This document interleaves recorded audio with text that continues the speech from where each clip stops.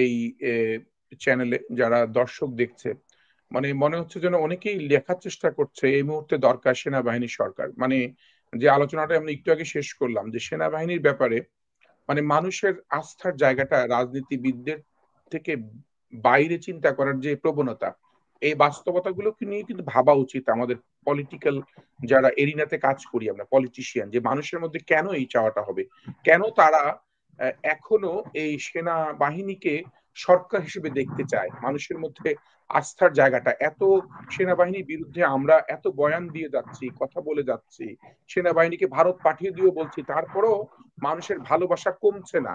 নুরুর মতো নুরুকে পিটাচ্ছে, নুরুর প্রতিও যেমন ভালোবাসা, ঠিক তদ্রুপ দেখেন সেনাবাহিনীর ব্যাপারেও কিন্তু তারা মানে এমন না খুব একটা নেগেটিভ কিছু আমি বলছে। আমি আপনাকে বলি আমার ধারণা কেন এটা।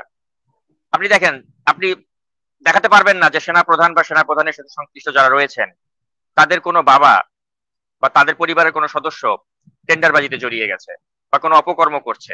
আপনি একটা উদাহরণ দেখাতে পারবেন, অথচ এই সরকারের অত্যন্ত গুরুত্বপূর্ণ দুজন উপদেষ্টা, একজন নাহিদ ইসলাম যিনি একসময় উপদেষ্টা ছিলেন, এখন এনসিপির অত্যন্ত বড় একজন ব্যক্তি, তার বাবা এই যে বদরুল ইসলাম জমির, আপনি দেখেছেন যে বিভিন্ন জায়গায় জায়গায় গিয়ে তদবির করছে, যেগুলো নিয়ে সংবাদ ছাপানো হয়েছে, খেলার মাঠ দখল করতে গিয়েছে। আবার আপনি দেখেছেন আরেকজন প্রভাবশালী উপদেষ্টা আসিফ মাহমুদ সজীব ভুইয়া, তার যে বাবা বিল্লাল, ট্রিপল মার্ডারের ঘটনার সাথে তিনি জড়িত। তিনি তার এলাকার মধ্যে একটা ত্রাসের রাজত্ব কায়েম করেছেন। এবং আপনি দেখেছেন ঠিকাদারি লাইসেন্স নেওয়া থেকে শুরু করে এমন কোন অপকর্ম নেই বা ছেলের নাম ভাঙিয়ে এমন কোন দুর্নীতি নেই যেটার মধ্যে এই বিল্লাল মাস্টার জড়িয়ে যান নাই। তো আপনি দেখেন যে এই যে নতুন একটি রাজনৈতিক দলের এই যে কিছু তরুণ নেতা যাদের মাধ্যমে আমরা জুলাই অভ্যুত্থান সফল করলাম, এরা বা এদের বাবারা বা এদের পরিবারের সদস্যরা এভাবে একটা আর্থিক দুর্নীতির মধ্যে জড়িয়ে গেছে, এটা প্রমাণিত।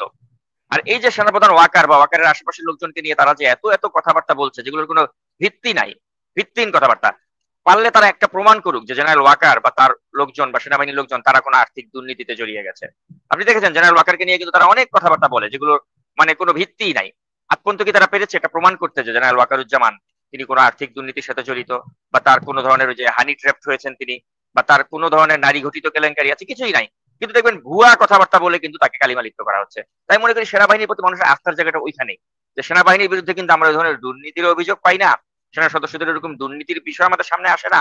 আবার আপনি দেখেছেন যে এই সিভিলিয়ান যারা যারা আমাদের দেশটা চালাচ্ছে, উপদেষ্টার দায়িত্বে থাকা এই যে বাচ্চা বাচ্চা ছেলেগুলো, এদের যে টাকার প্রতি লোভ, এদের যে পিএসকে দিয়ে তারা যে শত শত কোটি টাকা দুর্নীতি করছে এবং যেগুলো নিউজ আমরা প্রতিদিনই দেখছি। আপনি দেখছেন আসিফ মাহমুদ সজীব ভুইয়া, তার এক মন্ত্রণালয়কে ঘিরেই যে পরিমাণ দুর্নীতির খবর এসেছে, নাহিদ ইসলাম তিনি যখন ছিলেন তার মন্ত্রণালয়ের যে দুর্নীতি খবর এসেছে, তার বাবারা যে ধরনের দুর্নীতি করছে, এগুলো তো সেনাবাহিনী বা সেনাবাহিনী পরিবারের সদস্য কাউকে তো আমরা এই ধরনের কাজে জড়িয়ে থাকতে দেখি নাই। এই কারণেই কিন্তু দিন শেষে আমি মনে করি সেনাবাহিনীর প্রতি মানুষের আস্থা থাকে, যে সেনাবাহিনী তো হ্যাঁ, সেনাবাহিনীতে আজিজের মতো প্রোডাক্ট তৈরি হয়েছে, শফিউদ্দিনের মতো প্রোডাক্ট তৈরি হয়েছে। আজিজ কুখ্যাত ব্যক্তি ছিল, আজিজের ভাইয়েরা দুর্নীতিবাদ ছিল, সন্ত্রাসী ছিল, কিন্তু এগুলো কিন্তু ভেরি ফিউ এক্সাম্পল।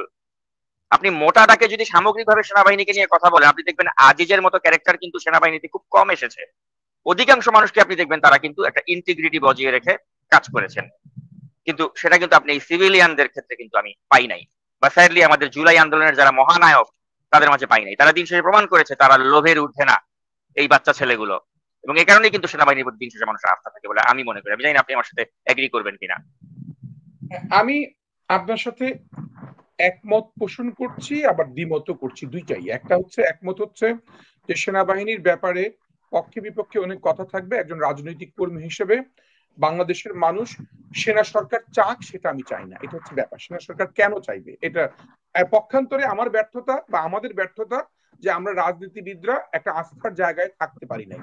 তারা রাজনীতিবিদদেরকেও ভালোবাসে না, সেনাবাহিনীকেও ধরেন ভালোবাসে না। পক্ষান্তরে তারা কি, তারা কম্পারেটিভ একটা একটা একটা কম্পেয়ার করে যে তুলনামূলকভাবে মন্দের ভালো কে, তাহলে সেনাবাহিনী আসুক, এমন একটি ভাবনা তাদের মধ্যে সবসময় কাজ করে। কারণ এই 24-এর বিপ্লবের সময়ও দেখেছি সেনাবাহিনী এইদেরকে নিয়ে খুব উৎসব করছে, তারা সেনাবাহিনীদেরকে পা ছুঁয়ে সালাম পর্যন্ত করছে বিপ্লবীরা। বিপ্লবীদের আমি দেখেছি একটা সেনাবাহিনীর কনস্টেবলের পায়ে ধরে সেনাবাহিনী বাবু উঠানোর চেষ্টা করছে। এটি হচ্ছে একটা ভালো দিক। আর মন্দ দিক হচ্ছে যে সেনাবাহিনীরা বাংলাদেশে যে একদম ধোয়া তুলসী পাতা তাও না। সেনাবাহিনীরা বাংলাদেশের কতটুকু তারা ভালোবাসা নিয়ে দেশের জন্য কাজ করেছে, কিংবা সেনাবাহিনীরা পরবর্তীতে যারা এসেছে স্বৈরাচার হয়েছে, এবং এই সেনা সরকার যদিও আমরা যে দল, আমি যে দল করি সেই দলের প্রধান সেনাপ্রধান, আমাদের মেজর জিয়াউর রহমান। তার মানে এখানে সেনাবাহিনী থেকে তো মানে ভালো লোক এসেছে বাংলাদেশে, এমন তো না ভালো লোক আসে নাই, এসেছে, তার তো অনেক এক্সাম্পল আছে।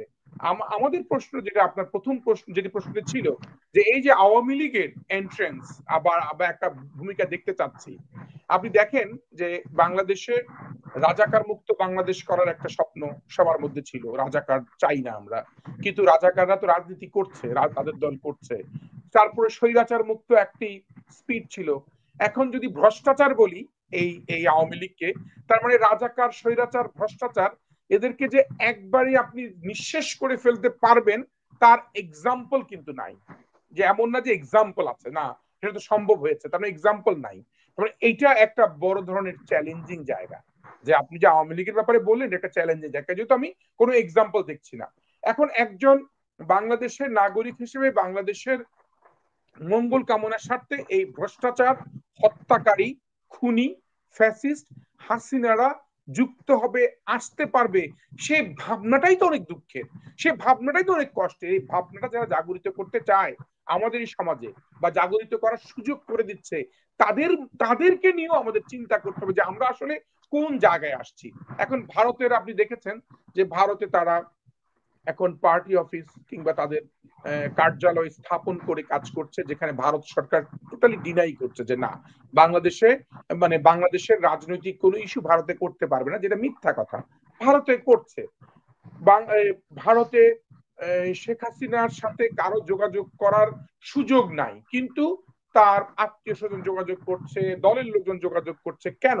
একজন অপরাধী মানুষ, যে বিশ্ব খুনি, যাকে ইন্টারপোল দিয়েও যার যার নাম ব্ল্যাকলিস্টেড হয়ে যাচ্ছে, এবং যার বিরুদ্ধে আন্তর্জাতিক মানবাধিকার আদালতে বাংলাদেশে এবং যে বিশ্বের জেনেভা এতে আমস্টারডাম নেদারল্যান্ডে সব জায়গায় যার বিরুদ্ধে একটি অভিযুক্ত দায়ের করা হয়েছে ভিত্তির ভিত্তিতে, এবং সেখানে হাসিনাকে বাঁচানোর জন্য বা হাসিনাকে নিয়ে যারা ষড়যন্ত্র করতে চায়, সেই ষড়যন্ত্রের একটি অংশ আপনি বললেন সাইফুল ইসলাম মাসুদ, যাকে এস আলম হিসেবে চিনে। এবং আমরা যা আপনি বলেছেন যা কিছুটা রটে তা কিছুটা হলেও বটে বা ঘটে। যদি তাই বটে বা ঘটে হয়, তাহলে তার 2500 কোটি টাকা দেয়া এবং আগামীতে আরো 2000 কোটি টাকা দিবে, এই যে আলোচনাগুলো শুধু আপনি বলেছেন তাই না, এবং বিএনপির একটি সর্ববৃহৎ রাজনৈতিক দলের মহাসচিব পর্যন্ত এই কথাটি উপস্থাপন করেছে জাতির সামনে। তাহলে বুঝতে হবে এই যে তাদের লুটেরাদের যে টাকাগুলা নিয়ে, এবং লুটের রাজত্বের টাকাগুলো যদি বাংলাদেশের রাজনীতি অঙ্গনে বা বাংলাদেশে এই ধরনের মবের কালচার গুলো আরো যদি বাড়িয়ে দেওয়া যায়। আপনি ধরেন, আপনি আওয়ামী লীগের লোকজন, আমি এক বন্ধুর স্ট্যাটাসে দেখছিলাম, আমার এক বন্ধু, তার নাম হচ্ছে দোলন, ডাক্তার দোলন। ও লিখছিল যে এক সময় যারা নৌকার যাত্রী ছিল তারা এখন ধান খেতে কৃষক, মানে তারা ধান কাটতেছে। মানে সে খুব একটা ভালো সুন্দর করে লিখেছে, মানে এই নৌকার যাত্রীগুলো এখন ধান খেতে কৃষক সেজে ধান কাটতেছে। মানে বোঝেন, এইখানে মব সৃষ্টি করা, এইখানে বাংলাদেশটাকে অস্থিতিশীল জায়গায় নিয়ে যাওয়া, এবং আওয়ামী লীগকে যে সবসময় ভারত সহযোগিতা করে এবং এখনো করে যাচ্ছে, তার স্পষ্ট ইঙ্গিত কিন্তু আমরা পাচ্ছি। কিন্তু আমরা কি সে বিষয়ে বেশি ব্যস্ত? আমরা ব্যস্ত কোথায়? পিআর নিয়ে। আমরা ব্যস্ত কোথায়? কিভাবে নির্বাচন পেছানো যায়। আমরা ব্যস্ত কোথায়? কিভাবে মবের রাজত্ব তৈরি করা যায়। আমরা ব্যস্ত কোথায়? কিভাবে আমরা একে অপরকে ছোট করতে পারি, খাটো করতে পারি। পক্ষান্তরে তারা এই সুযোগগুলা, স্পেসটা তারা কিন্তু অটোমেটিক পাচ্ছে আমাদের ভুলের কারণেই। এই স্পেসটা যে শুধু ভারত দিচ্ছে তা না, আমরা এই দোষে আমরাও কিন্তু দুষ্ট, কারণ স্পেসটা আমরাও দিচ্ছি। এবং স্পেসটা কিভাবে দিচ্ছি, আমি একটু আগে দেখছিলাম যে প্রেস ক্লাবের যে প্রেস ক্লাব অফ ইন্ডিয়ার গৌতম লাহারির একটা আলাপচারিতা, যে গৌতম লাহারি তো সে সে বলল যে ডেইলি স্টারের মাহফুজ সাহেবও গিয়েছিল। হ্যাঁ, হয়তো সে দেখা করে নাই, কিন্তু দেখা না করলেও প্রচ্ছন্ন মিটিং হয়েছে, যেখানে হয়তো অন্যান্য সাংবাদিকদের সাথে সে বসেছে। সে যদিও একটা মিথ্যা তথ্য দিয়েছে যে আমাদের বিএনপি শামা ওবায়দও গিয়েছে, কিন্তু শামা ওবায়দ গিয়েছে চিকিৎসার জন্য। হ্যাঁ, এবং আরো বলার, আরো জানতে পারলাম যে সেখানে আগের যে এ ছিল পররাষ্ট্র মন্ত্রী ছিল হাসান মাহমুদ, সে দেখা করতে চেয়েছিল কিন্তু দেখা করার অনুমতি দেয় নাই। তাহলে কাদেরকে কাদেরকে অনুমতি দিচ্ছে? যাদেরকে দিয়ে ষড়যন্ত্রটা স্পষ্ট করে ভালোভাবে করানো যাবে সেই তাদেরকে দিচ্ছে। এবং তার আরেকটা কথা আমি ইঙ্গিত পেলাম যে দেখো আমাদের তো তিব্বতের দালাই লামাতেও আছে, সেখানে আমরা তাদেরকে আমরা আমাদের রাজনৈতিক আশ্রয় দিতে হয়, পলিটিক্যাল অ্যাসাইলাম দেওয়ার একটা নিয়ম আছে। আমরা পাসপোর্টে যারা যারা এসেছে, তার মানে বাংলাদেশ থেকে যারা যারা গেছে তাদের সবাইকেই পাসপোর্ট আবার সিল দিয়ে দিয়েছে, তাকে থাকার, তাকে মানে চলাফেরা করার সেই সুযোগটা তারা দিয়েছে। এবং এই সুযোগগুলো শুধু তাই না, সে আফগানিস্তানের উদাহরণ দিল। সে বলল যে আফগানিস্তানের সমস্যাগুলো আমরা আমাদের এখানে যারা আসছে, যাদেরকে ভেবেছি যে আমরা ভারতের বন্ধু, তাদের সাথে আমরা সম্পর্ক রেখেছি। ফলে যে বিষয়গুলো স্পষ্ট আজকে আমাদের হচ্ছে, এই যে দিল্লি এবং কলকাতায় দুই জায়গায় যে অফিস অফিস করে মানে ভারত থেকে বাংলাদেশকে নিয়ন্ত্রণ করার এবং বাংলাদেশে আরো একটি মবের সংস্কৃতিটাকে আরো বেশি মাত্রায় উতরিয়ে দেওয়া, এবং বাংলাদেশে যাতে নির্বাচনটি, তারা মুখে বলবে হ্যাঁ একটা নির্বাচিত সরকার আসুক, কিন্তু নির্বাচনটি যাতে হতে না পারে, এবং সেটিরও কিন্তু তাদের কথার সাথে কিন্তু কাজের মিল থাকবে না। আমরা যদি ভুলে যাই যে না ভারতও মনে হয় নির্বাচন চায়, সেটিও কিন্তু আমাদের ভুল ব্যাখ্যা যাবে। ভারত নির্বাচন জানে, ভারত নির্বাচন চাইলে নির্বাচিত হয়ে ভারতের পেয়ারা বন্ধু আওয়ামী লীগ আসবে না ক্ষমতায়, সেটি ভারত স্পষ্ট। কিন্তু ভারত এখন এখন বোঝানোর চেষ্টা করবে একটি নির্বাচিত সরকার ছাড়া, তার মানে এই সরকারকে তারা কোনোভাবেই সহযোগিতা করবে না।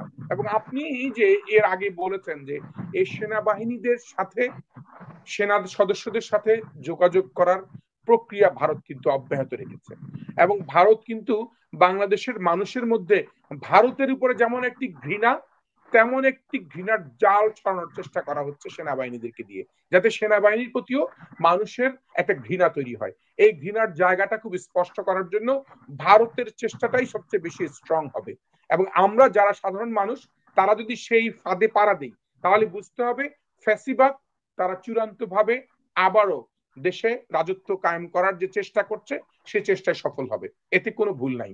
আজকে বলে দিচ্ছি, আমরা হয়তো পারি নাই রাজাকারকে চিরতরে রাজনীতি বন্ধ করতে, স্বৈরাচারদেরকেও পারি নাই, এই ভ্রষ্টাচারদেরকেও আমরা পারবো না। আমরা কেন পারবো না? আমাদের ভুলের কারণে। এবং আমরা যাদের কথা শুনে শুনে মাঝে মাঝে লাফাই, বা আমরা বিভিন্ন জনের কথা শুনে আমরা যে অস্থির হয়ে যাই, সেই অস্থিরতাটা কিন্তু আমাদের জাতির জন্য ভালো না। এবং এই মব সংস্কৃতি, অনেকে বলতে পারে এটা বিপ্লবী সংস্কৃতি, অন্যায়ের বিরুদ্ধে কথা বলাটাই হচ্ছে নিয়ম। ভাই অন্যায়ের বিরুদ্ধে কথা বলবে কারা? অন্যায়ের বিরুদ্ধে কথা বলবে সরকার। সরকার স্পষ্ট ভাবে করবে। হ্যাঁ আপনি বলতে পারেন সরকার ব্যর্থ সরকার, আপনি বলতে পারেন এই সরকার কোনো লেজিটিমেসি নাই, এই সরকারের কোনো মেরুদণ্ড নাই, এই সবকিছু ঠিক আছে, কিন্তু নির্বাচন ছাড়া তো সরকার আসছেও না। যে যে ট্রেনটি আমরা মিস করেছি, সেই ট্রেনটি সবাই মিস করেছে। সেনাবাহিনী মিস করেছে, সেনাবাহিনী চাইলে সরকার গঠন করতে পারতো নিজেরাই। মিস করেছে বিপ্লবী সরকার হতে পারতো, এরা যারা বিপ্লব করেছে, নাহিদ সজীব, যাদেরকে আসিফ, যাদের ব্যাপারে আমরা এখন বিরুদ্ধে কথা বলি, বা তারা তো আন্দোলন তো করেছে, তারা সেই আন্দোলনে তারা কিন্তু নেতৃত্ব নিয়ে নিতে পারতো তাদের হাতে। তাদেরকে আর ডক্টর ইউনূসকে হায়ার করে আনতে হতো না, অন্য দেশে আছে উনি, অন্য দেশ থেকে নিয়ে আসতো না, কারণ ডক্টর ইউনূস সাহেব তো আর এই আন্দোলন মুভমেন্টের কোনো হিরো না, যে কারণে আন্দোলন থেকে গড়ে উঠা কোনো ব্যক্তি আসে নাই। ফলে না হয়েছে একটা জাতীয় সরকার, না হয়েছে বিপ্লবী সরকার, যেটাও আরেকটি স্পেস সৃষ্টি করেছে এই ফ্যাসিস্টদেরকে। ফলে এই স্পেস গুলো আমাদের জানা দরকার, কোন কোন জায়গায় ফাঁক ফোকর গুলো তৈরি হয়েছে। এই ফাঁক ফোকর গুলো বন্ধ করার জন্য আমাদের অবশ্যই নির্বাচন ছাড়া আর কোনো ভিন্ন পথ আমি অন্তত দেখি না।